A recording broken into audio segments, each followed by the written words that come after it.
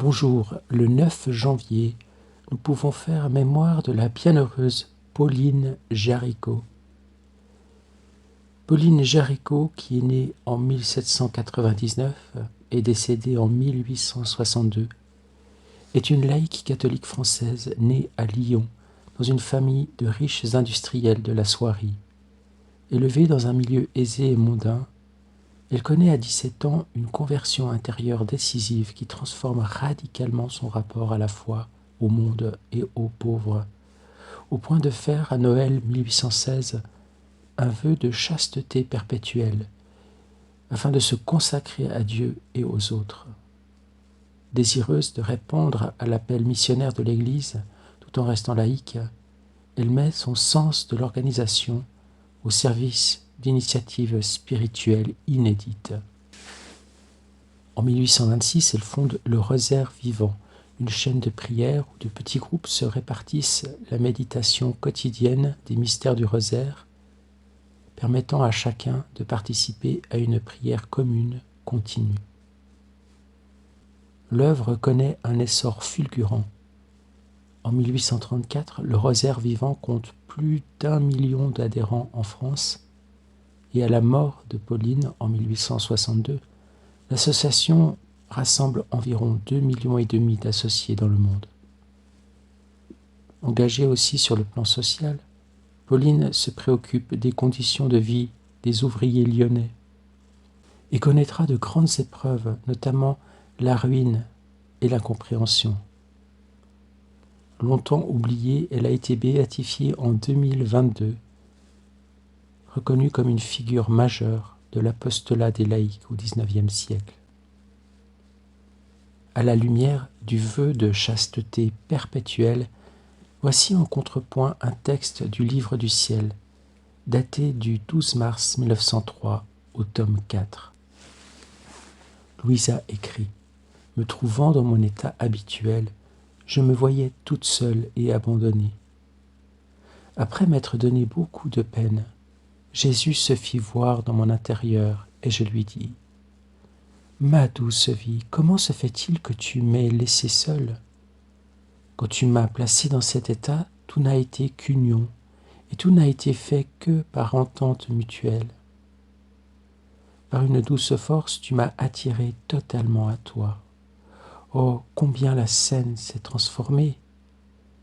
Non seulement tu m'as abandonné, non seulement tu n'as fait aucun effort avec moi pour me garder dans cet état, mais je suis contrainte à faire un effort continuel avec toi pour que tu ne me fasses pas sortir de cet état. Et cet effort est pour moi une mort continuelle. » Alors Jésus répondit « Ma fille, la même chose m'est arrivée quand dans le consistoire de la très sainte Trinité, on a décrété le mystère de l'incarnation pour sauver le genre humain.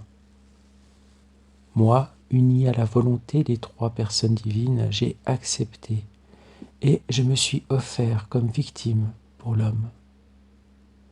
Tout a été union entre les trois personnes divines. Tout a été décidé selon une entente mutuelle. Mais quand je me suis mis à l'œuvre pour accomplir la mission, surtout quand je me suis trouvé dans l'ambiance de la souffrance et des opprobres, chargé de tous les crimes des créatures, je me suis trouvé seul et abandonné par tous, même par mon cher Père. Non seulement cela, mais chargé de toutes les souffrances, combien j'ai dû forcer le Tout-Puissant pour qu'il accepte mon sacrifice et pour qu'il me permette de continuer ce sacrifice pour le salut de tout le genre humain présent et à venir.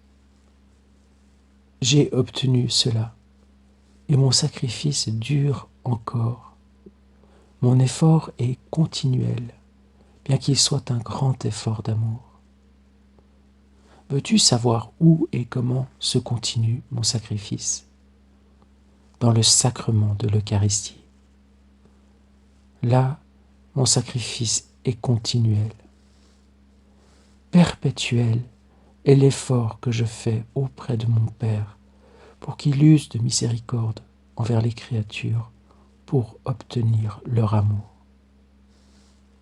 Ainsi je me trouve en continuel état de mort continuelle, bien que ces morts soient toutes des morts d'amour. Par conséquent, n'es-tu pas contente que je partage avec toi les étapes de ma propre vie? En ce jour, nous pouvons faire mémoire de la bienheureuse Pauline Jaricot et offrir tous ces actes, toutes ces pensées, tous ces sacrifices, toutes ces joies et ces peines, en les plongeant dans la divine volonté pour rendre gloire au Père, à la Sainte Trinité, et pour réjouir tout le cœur des bienheureux au ciel, et Pauline en particulier. Nous pouvons aussi nous arrêter sur ce grand mystère de l'Eucharistie qui perpétue, qui continue le grand sacrifice de notre Seigneur. Allons le visiter physiquement ou en pensée, dans sa divine volonté, nous rendre présents devant les tabernacles du monde, pour l'adorer, pour le bénir, pour l'accompagner, pour s'unir à ce qu'il fait pour nous à chaque instant, pour s'unir à son œuvre de rédemption, son œuvre de sanctification. Et n'oublions pas de demander que vienne le règne de Dieu sur la terre comme au ciel. Bonne journée et à bientôt.